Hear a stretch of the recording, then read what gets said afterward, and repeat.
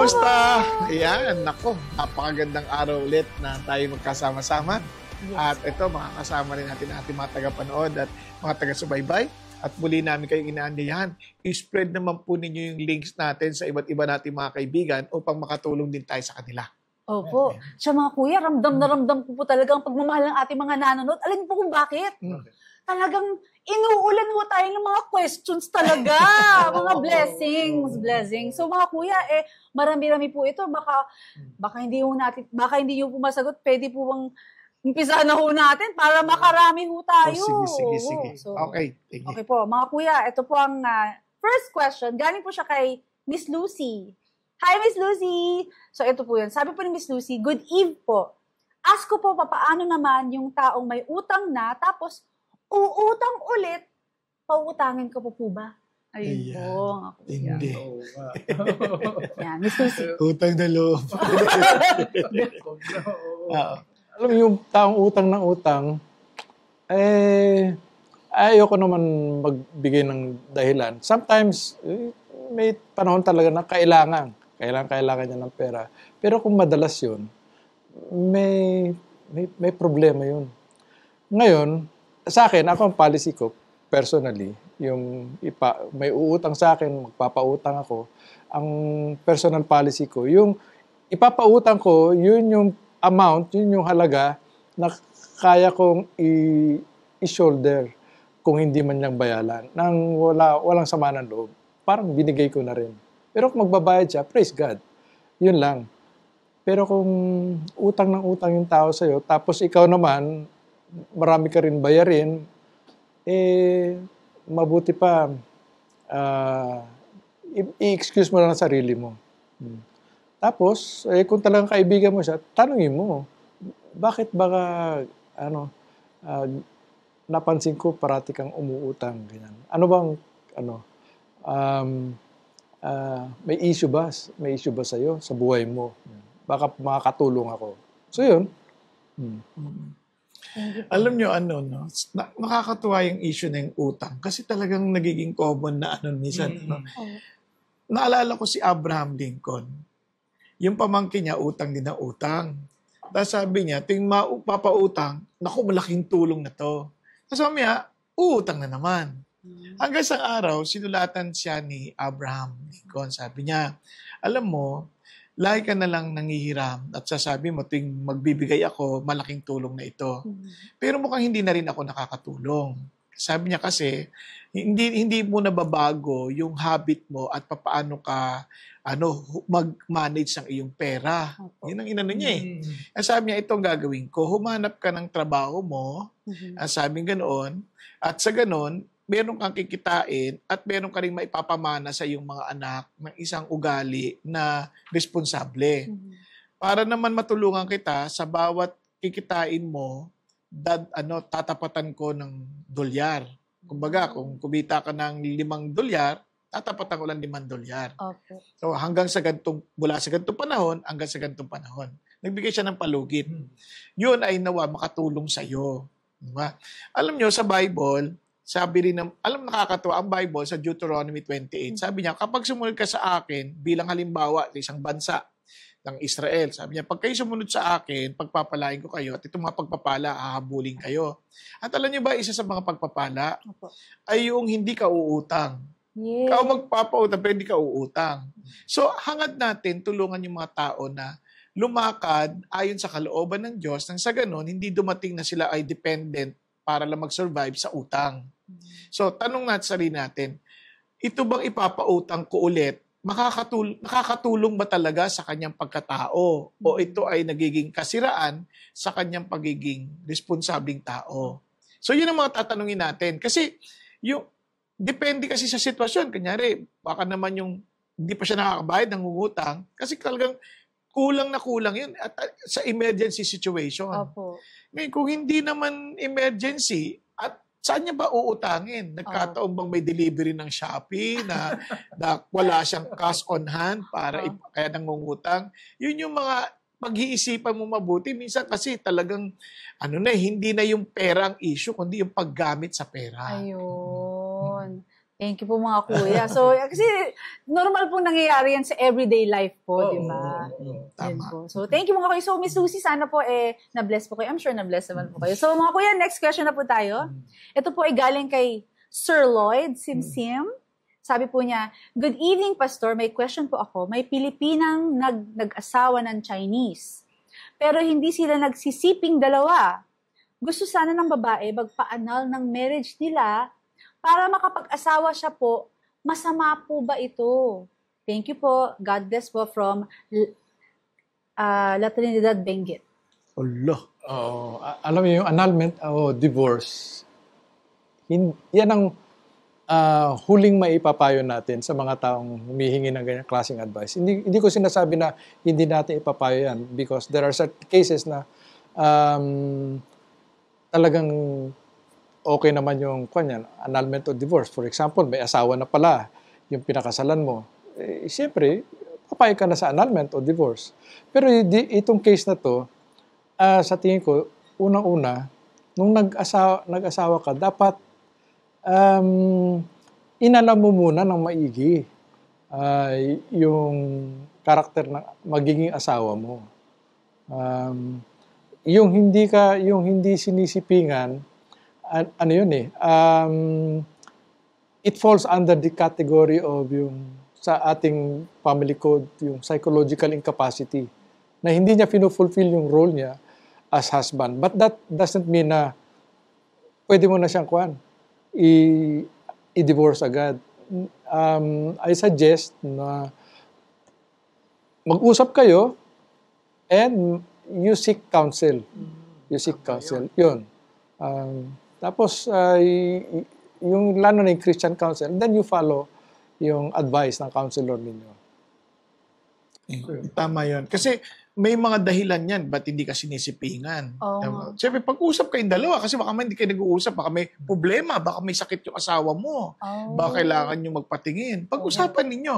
O maari naman, nakalimutan niya yung sinabi ng Bible na yung katawan niya ay hindi na pa sa kanya, kundi pa sa asawa. Kaya wag niya ipagkakait, no? Yung ganung bagay. So, tanungin nila. Kasi kailangan lang magpa-counsel. Tama si Kuya Erwin, kailangan lang magpa-counsel, kailangan sila mag-usap, di ba? Tsaka baka naman, hindi lang masabi ng asawa, hindi ka naliligo Kaya paano naman kita maaakit sa'yo? O kaya naman, talagang hindi mo na ilalagaan ng sarili mo. Now, ito, kidding aside lang yan. Just para hindi naman tayo masyadong rigid do sa ating usapin. Pero, kidding aside, talagang you discuss, you talk with your husband, tapos mag-usap kayo ng tawag dito, pwede kayong humingi ng counseling. And I pray na Christian kayo pareho kasi kung mamaya hindi kayo talaga Christian, may ibang usapan yan Walang Bible na babatayan Wala kaya minsan kanya-kanyang kuro-kuro. Diniinan pa, Chinese tsaka Pilipino. Kasi hindi ko maintindihan bakit wala namang kinalaman yun sa mag-asawa Kahit na Chinese at yun, walang relasyon yun sa pagsisiping. Kailangan bihon o sautanghon? Hindi ganoon di ba? Parang yan, kailangan nag-asawa kayo, mag-usap kayo. Kasama kasi yun sa blessing ng binigay ng Diyos sa atin, yung pagsisiping. So, yun, pwede nyo nang tanongin yun from there. Kahit agree ako sa sinabi ni Kuya Erwin. Salamat po mga kuya. So, Sir Lloyd, ayan po, sinagot na po ng mga kuya ang inyo pong question at sana po ay makatulong po. And I'm sure po, makakatulong po talaga. So mga question. Mga kuya, next question na po. Sorry po, medyo nagmamadali kasi medyo marami po yung tanong para masagot po ng ating mga kuya. So our third question is from Sir Pabs Junior Capacity. Yung pagbibigay ko po ba sa mga badyaw, masama ba yan? Sabi kasi ng ilan, wag magbigay para hindi sila masanay at matuto sila mag-work. Ano po ba ang dapat? Salamat po. Kasi yung mga badyaw po, yun po yung nangihingi ng mga alms, yung mga kumakatok, kasi hingi po ng bariya, ganyan. Mga kuya, actually gusto ko rin pong tanungin yan kasi syempre we want to help the poor. Yes, but alam ko po kasi parang meron po ding batas sa atin na bawal pong magbigay ng pera ba? Tama po ba pera? So, syempre gusto ko pong tulungan, lalo na pagbata. May nagsasabi na baka nasa parang umbrella ng isang grupo na baka para sindikato. Parang ganyan po. Ayun po. So, mga kuya, please, yan din po ang aking katanungan. where do we, parang, how do we address this issue? And as Christians, o bilang mga mamamayang Pilipino, how do we address this issue po? Yun. Yung mga badyaw kasi, kuminsan, pamilya sila, isang grupo na pupunta dito sa Maynila, tapos wala naman silang trabaho na namamalimos. But, huwag natin isipan na responsibilidad natin yung kalagayan nila. Pwede naman natin i-report sa proper authorities like DSWD, sila ang tutulong dyan. O kung sino man ang kilala mo na nasa gobyerno na makakatulong dyan. Kasi yung ibibigay mong pera sa kanila, sa tingin mo hanggang saan aabot yun? Kung minsan, okay, siguro itong mga badyaw, minsan nakakaawa din kasi pamilya, mga bata. Totoo naman, yung pangangailangan nila. Kaya yung mga iba, ang binibigay na lang, mga tinapay, pagkain, yun. Para sa kanila, okay na yun, yung mga iba. Pero yung mga ibang nanlilimos kasi, ang talagang hinahanap lang nila, pera eh. Ito, hindi ito yung mga badyaw na nakita ko. Nakita ko yung mga iba, pag binigyan mo ng pagkain, tinatapon yung pagkain kasi gusto nila pera. Hindi ka, ibig ko sabihin, you are not necessarily helping kung nagbibigay ka. Ibang tulong na lang kung pwede, kung kaya. So, yun. Siguro hindi lang sa badyaw, no? Anyone na nanghihingi ng tulong, tandaan yung word, tulong. Nakakatulong ba? Yung bang binigay mo nakakatulong? Alam niyo minsan, kanyari lang ito, bigyan ko halimbawa, masyado kang mabait, no? Nakakita ka ng bata na mamalimos, talagang kawawa. Binigyan mo 1,000. Ngayon, pagbalik mo, tuwa yung bata, pagbalik mo, dala-dala 1 galon ng bulkasil. So, ang tanong sa'yo, nakatulong ka ba? So, alam niyo minsan mas maganda kung strategic din ang ating pagtulong. Kung ba, hindi natin sila tinuturoan maging dependent sa atin, kundi tinuturoan sila matuto sa buhay. So, minsan strategic, minsan mas magandang merong isang foundation na doon ka nag-aambag para matulungan. For example, kung pag-aaralin nila yung bata, gagastos ka ng, let's say, 10,000 na sabihin natin tuition fee. Ang inabot mo lang na abuloy is 500. Parang kung nilagay mo yon, makakapag-aral ba siya? Pero kung nilagay mo sa isang foundation na marami kayo, napag-ambag-ambag, nabuo yung 10,000, mas makakapag-aral yung bata. So minsan maging strategic tayo sa pagtulong. Ngayon, doon sa kalye, sa totoo lang, minsan nagtatalo yung awa natin, which is okay naman, pero ang problema minsan, sumusuway din tayo sa batas. Kasi bawal yun dahil una, delikado yun. Yung na may mali mo sa daan, delikado yun. Pwede sila madisgrasya, pwede sila mapahamak. Kaya pinagbabawal yun. Ngayon, para hindi sila ma-encourage, huwag ka magbigay doon. Kaya nga, mayroong ahensya. Pero siyempre, hindi natin maiiwasan. May mga tao talaga na they're more sentimental than objective. No? Kaya, babantayan natin yun. Kaya hindi natin obligasyon. In fact, we cannot solve all the social ills that we have in this world. But whenever we help, let's always be strategic in our help, giving help. Para sa Panginoon Diyos naman to para di gamitin natin ng ganung paraan. In fact, ito, last na lang, sabi ni Lord, you are the light of the world. Sabi niya, let your light shine, that they may see your good work, that they will glorify the Father in the day of visitation. Mayroong end in mind. Glorify the Father. Kaya, ngayon, paano yun? So, make it sure na, strategic yung paraan mo. Hindi lang basta kalat-kalat na liwanag. Pag samasamahin mo yan, napakalinaw niyan. Lalong mas maganda yung effect. Kuya, yun po ba yung sinasabi niyo, yung Republic Act 1563, yung Anti-Mendicancy Law of 1978? Yes, yun. Kasi hindi ka basta tumutulong sa kalye, kaya nga dapat yung tulong mo strategic Di ba kaya Erwin, ganyan? Thank you po, Kuya. Ayan po, klarong-klaro po yan, mga kapatid. Kaya salamat po sa inyong tanong. So, next question na po. Okay na po. Sige. Kasi ang gaganda po ng mga tanong ng ating mga nanonood. Kaya excited talaga ako. So, fourth question. Ito po ay galing kay Sir Jury Salvador. Sabi po niya, Pastor Bong, pinangalanan po kayo. Patay ka Ayan. Nako, nagot ka na. Pastor Bong, pwede po bang magtanong? Dahil po medyo malayo po ako sa church. Dito sa amin, naka-online po ako. Mag-worship. Okay lang po ba ito? Tapos may isa pa po siyang tanong.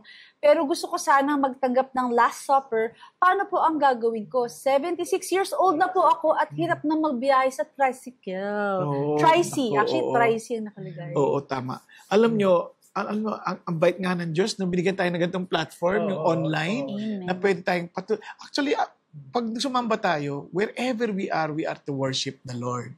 Now, ang Lord hindi siya legalistic na, kailangan dito ka kasi, kung nandun ka sa kondisyon na napakalayo mo, for example, ang pinakamalapit na sa iyo ay mga 100 kilometers. So, kaya, sabi natin, exaggerated naman, mga 15 kilometers, and considering your age, sabi mo, mahirap mag-tricycle, ang Diyos hindi ka na maire-require to do something na beyond dun sa ano mo. Parang kahit sa lumang tipan, sinasabi niya doon sa tithes, pag kunyari may kaloob ka, offering ka, na hindi mo parang sa halip na dalin mo yung buong yon, di ba? Parang i-convert mo muna sa cash, doon mo na bilhin. Parang God is also considering yung convenience, yung considering difficulty ng travel. So, ganun din ang inaano ng Lord. Ngayon, paano ka maglo-Lord Supper? During the online, meron ding Lord Supper. You can join. You can prepare your own. Sabayan mo lang din. Kasi ang idea doon, it's a reminder that Jesus Christ sacrificed for us and saved us, and He will be coming back again. Kaya nagpapasalamat tayo sa Diyos. Yun yung idea nung, yung Lord Supper. So nagpapasalamat tayo, Lord, thank you for dying on the cross for my sin. Thank you that you will be coming back again. Thank you, Lord, that you are my hope and my hope and salvation. Yan. Okay. Pati yung tithe, pagbibigay niyo sa church, pwede niyo ipunin. Tapos kung may pagkakataon kayo makapunta doon sa simbahan na yun, then you can give your offerings. Pero di ba po meron din po online na kasi po minsan pa nagtatype po ako online Pwede. Pwede yun. Pwede yun. Kung may online facility yung simbahan na yun. Pero kung wala... Ay, oo nga pala. Kaya okay lang yun. Hindi naman, hindi naman parang, wala, kailangan, ilaban mo yan. Hindi naman ganun si Lord. Amen. Thank you po. Kaya, huwag po mapaghinaan ng loob. Ayan na po, may kasagutan na po. Ayan, Sir Jury. So, mga kuya, syempre po yung panglimang question, galing po ulit kay Miss Lucy. Talagang masugid ho natin talagang nanonood ito. Okay lang po ba si Miss Lucy po ulit? Okay, sabi po ni Miss Lucy, good evening po sa inyong lahat. Paano naman po yung hindi nagsisimba, pero kahit hindi nagsisimba, binago naman ang sarili niya. Mayroon naman nagsisimba, pero ang ugali, walang pagbabago. Paano kaya yung mga brad? Tindi. Ayan po. Okay. Mga brad, paano po kaya ito? Brad. mga nagsisimba na good boy, tapos mga hindi nagsisimba, pero good boy. Mga nagsisimba pero hindi naman good boy. Parang gano'n. Paano yun? Paano yun? Hindi, ang totoo. Gato yan. Una sabi ng Lord, bakit ba tayo nagtatagpo sa isa't isa? Sabi nga ng Panginoon, sabi niya, let us not neglect meeting together as is the habit of some. Sabi niya, let us encourage one another, especially as the day of the Lord is drawing near. Kasi syempre, pansin nyo, habang lumapalapit yung dumating ng Lord, pahirap yung buhay and yung nagiging intense yung persecution against Christianity. So, kailangan talaga natin to be encouraged with one another. So, ngayon, hindi ka makapunta. Hindi ka pupunta ron para humanap lang na encouragement. Ang sabi niya, let us encourage, parang you encourage. So, it is also but good for us to encourage others. No? Kaya yung presence natin, nakaka-encourage. Diba? So, maganda yun. Magandang practice yun. Pero hindi na natin kailangan i-judge pa na kaya tayo hindi pumupunta dahil hindi naman nagbabago yung iba. Bakit ako? Pangit naman yun. Kasi ang ating obedience sa Diyos is not dependent on the obedience or disobedience of others. Tayo, yung relationship natin sa God, sunod tayo. Sumusunod sila o hindi, sunod tayo sa Panginoon. Ngayon, kung yung ang issue talaga, hirap ka lang pumunta dahil nga sa malayo at saka wala ka ng means at medyo meron ng issue ng reality ng EDAD or edad. Di ba? So, Hindi problema yun. Just continue to follow and to serve the Lord wherever you are. Amen. And continue to worship the Lord in spirit and in truth wherever you are. Correct. Oh, yun nabanggit niya. Yun ang, I think, keywords. Worship God in spirit and in truth. Yung mga walang pagbabago, can they worship God in spirit and in truth? Palagi ko hindi katanggap-tanggap yung pagsamba nila. So, before you you worship, kailangan tanungin mo sarili mo, you examine yourself whether you are in the faith. Kasi kung wala namang pagbabago sa buhay mo, walang baliwala yung pagsamba mo. Hindi kasi minsan, Kuya Erwin, hindi naman to encourage one another ang pinunta Oh. Madalas isip nila ito yung kabayaran, pambayad, pagkakamali at kakulangan nila. Sabi niya, dahil kung pagkakasaan itong linggo na to, babawas-bawasan man lang Pagdating ako na, mali yun. Hindi yun ang essence ng worst ng pagpunta mo sa gathering ng mga church. Ano diba? ba ang essence? Punta ka doon, kaya nga, to encourage one another and to corporately worship the Lord, di ba? Na sabay-sabay tayo nagpupuri sa Panginoon because God inhabits the praises of His people. So, maganda yon. And sabi niya, it is pleasant to see, parang how pleasant it is for to see that the body of Christ, di ba, is in unity, di ba? Kaya, yun yung idea mo na we want to worship the Lord. Pero hindi ito parang pambawas sa mga kasalanan ko. Kasi ang ating kasalanan, binayaran na ni Jesus. Siya nag-fulfill ng lahat ng ating kakulangan. Kaya ang ating action is because of our love for Jesus. At dahil instruction niya, sabi ni Lord, He who keeps my commandments, he it is who loves me. Kaya ginagawa ko kasi mahal ko si Jesus Hindi naman ako sumusunod para lang iligtas ko sarili ko. Niligtas niya na ako. Kaya bunga na to ng aking kaligtasang naranasan na gusto ko rin encourage yung ibang tao, gusto ko rin i-exercise yung love para sa mga kapatiran ko. Kasi kung wala akong physical na makausap na Christian, paano ko matitiyak na talaga nagmamahal ako? Kasi pwede sa online, I love you. Pero nung makita mo na, ganyan pala ugali mo. Biglang hindi mo na mahal, kina-cancel mo na. Hindi mabuti yun. Thank you po mga kuya. So, Miss Lucy, ayan po ang kasagutan sa inyong katanungan. Mga kuya, pwede po bang, para po sa segment na ito, last question na po. Okay lang po ba? Sige, kaya pa ni Kuya Erwin yan. Kuya Erwin. Ito po galing po sa ating kaibigan na si Rogs. Patungkol po sa kanyang karamdaman po. Okay. So basahin ko na po. Ako po ay may chronic kidney disease stage 2 at hypertensive po ako. Anong dapat kong gawin? Nag-file ako ng SSS sickness file sa trabaho ko, ngunit di naman inasikaso ng employer ko. Kumpleto po ako sa requirements na po, sana. 5 years na po ako sa kumpanya, nagsimula po ito ng kasagsagan ng tag-init. Nagkakomplikasyon po ang aking hypertension to chronic kidney disease 2 at may palpitations na rin po ako. Patulong naman po sa mga benepisyo na dapat ay makukuha ko. Di ko po alam kung saan mag-uumpisa. Anong gagawin? Feel ko po na parang sirang equipment na lang ako ng kumpanya na hindi na nila magagamit. Nakakalungkot isipin po. Ayun na, parang nalungkot ako sa binasa ko, mga kuya. Hirap na siya. Ating kaibigan na si Rome. Yan. Siguro, Kuya Erwin, ewan kung ano to. Ang unang mong gagawin, pumunta ka sa HR. Alamin mo muna, ito po, ano po ba dapat kong gawin? Ano po ba yung mga requirements? Kasi parang hindi nyo po naaasikaso. Siguro, masyado kayong abala. Huwag ka makikipag-away. Basta alamin mo lang mula sa HR, humingi ka ng tulong mula sa kanila. Ngayon, pag talagang wala pa ring aksyon na ginagawa, tingnan nyo, may labor union ba kayo? Pwede rin yung kayong lumapit sa labor union kasi sila naman ang magpa-follow up. Opo. Ngayon, kung wala pa rin, wala kayong labor union, di pumunta kayo sa labor. Department of Labor. Pwede ka magtanong. Oo. Magtatanong. Doon ka mag-inquire at tuturo nila sa'yo anong gagawin. Ayun. So, yun. Tama ba ako? Meron ba ako ng list? Yun ang final sa Department of Labor. Ayun po. So, kasi may sakit na rin ho siya Kaya siguro medyo, kasi kuya, syempre pag may sakit, kahit gusto mo ring ayusin yung mga papeles, minsan you're not physically able din to fix that. Kaya siguro medyo nahihirapan ng kaibigan natin. Kung may kasama siya, kapatid siya pwedeng tumulong. Opo. Actually, pwede naman po yung authorization letter o parang kasi parang ang concern niya, parang hindi ako inasikaso nung kumpanya namin Na parang ano na ako, parang signa na akong makinang walang gamit. Medyo. So, yun ang masakit. So, di alamin mo rin mula sa kanila. Opo. Kung anong mga steps na dapat gawin. Baka mamaya, ang nangyari pala sa'yo, naawol ka pa. Di ba? Kasi nag-leave ka, sick leave, tapos di ka na pumasok, di naawol ka pa, di lalong alanganin yun. Mabuti, alamin mo yung bawat requirement at steps na dapat gawin. Opo, pero mga kuya, alam ko pong hindi po tinanong to ng ating kaibigan na si Rox, pero pwede po ako po magtanong para sa ating kaibigan.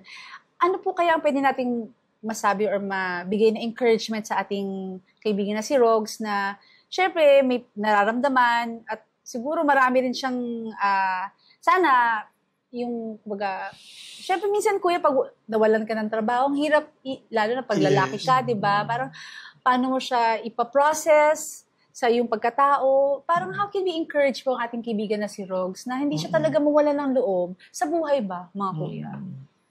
Hindi kausapin mo, mag-usap kayo, tanong mo kung ano yung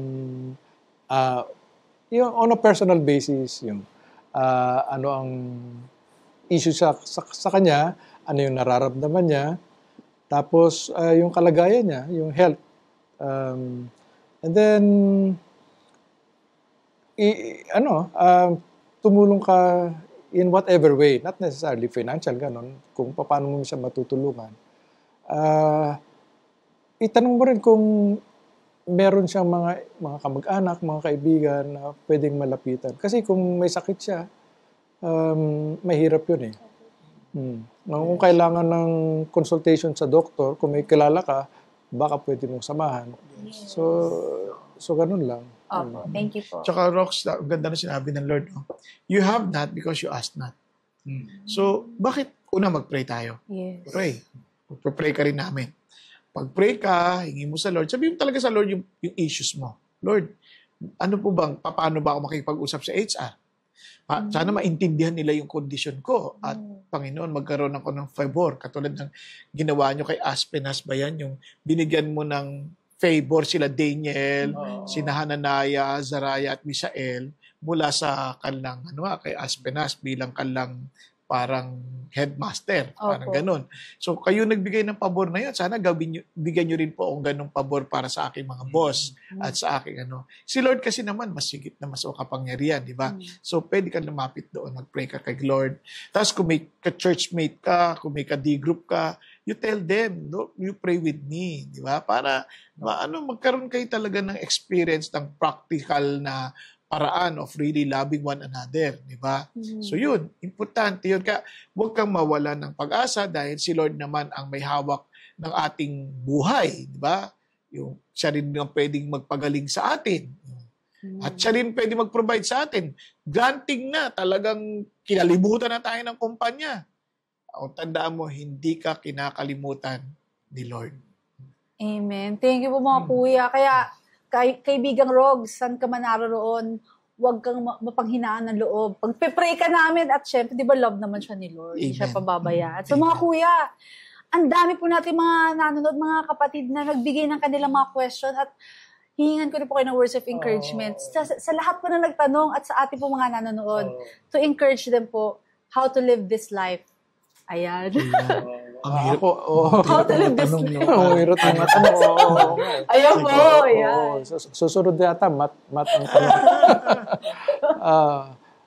Kami po talagang taos puso at lubos na nagpapasalamat sa mga katanungan ninyo. Kasi nata-challenge kami, tsaka natututo rin kami dyan. At alam namin yung mga tanong niyo very personal sa inyo. Maaring kung ano man yung naging kasagutan namin, baka makatulong din sa iba na nakikinig. Kaya maraming salamat sa inyo and this is a way na mas malawak pa ang aming nararating. So thank you. Praise God. Alam po ninyo, tulad na sinabi ni Kuya Erwin, nagpapasalamat kami talaga sa pagtitiwala niyo po sa amin na nagtatanong kayo. Ganun pa man, hindi rin namin po inaangkin na yung aming mga sinagot ay yun ay eksakto at tama para sa konteksto ninyo. Yun ay maaaring isa lang sa mga factors na inyong maaari konsidera kasi mas higit yung alam yung context ninyo. Pero itong pinaka-importante, meron tayong Diyos na matatawagan. Lumapit tayo sa Kanya, manalangin tayo. Kasi sabi ng Bible, have no anxiety about anything, but in everything by prayer and supplication with thanksgiving. Kung baka ano man yung naging concern natin, sabihin natin literal sa Diyos, Lord, nalilito po ako dito. Lord, kailangan ko po to. Lord, ito. Kasi sabihin natin, sabi niya, and let's thank the Lord that He is willing to answer our prayers. And here's the, yung pinaka-blessing natin. And the peace of God, which surpasses all understanding, will keep your heart and mind in Christ Jesus. Huwag kang titigil hanggat ang kapayapaan ng Diyos talaga magtutuon sa ating isip at puso kay Kristo ulit. Diba? Hindi sa sitwasyon natin, hindi sa problema natin, hindi sa mga issues natin, kundi kay Jesus tayo na-focus at ang ating puso ay nagkakatagpo ng kapayapaan na nakatuon din tayo sa Panginoong Kristo. Kaya po, ulitin ko, lahat tayo may problema, pero ano ang problema? Sabi, kung kay Jesus, wala yan. Kasi sabi niya, may problema ka, manalangin ka, sabi ni Santiago. Kaya maraming salamat po sa inyo at pagpalain tayo lahat ng Panginoon Diyos. Thank you mga kuya, grabe po. Mamaya inom na po kayong tubig. Medyo sunod-sunod po yung mga tanong. Pero mga kuya, thank you po, na-bless po. Thank you so much for your heart. Opo. So, mga kuya, ito na po. Siyempre po, ang ating tagline. Born man sabihin at palaging inuulit namin, bumulan, bumagyo! basta kailangan po ninyo ng payong, andito po ang Payong Kapatid! Yan.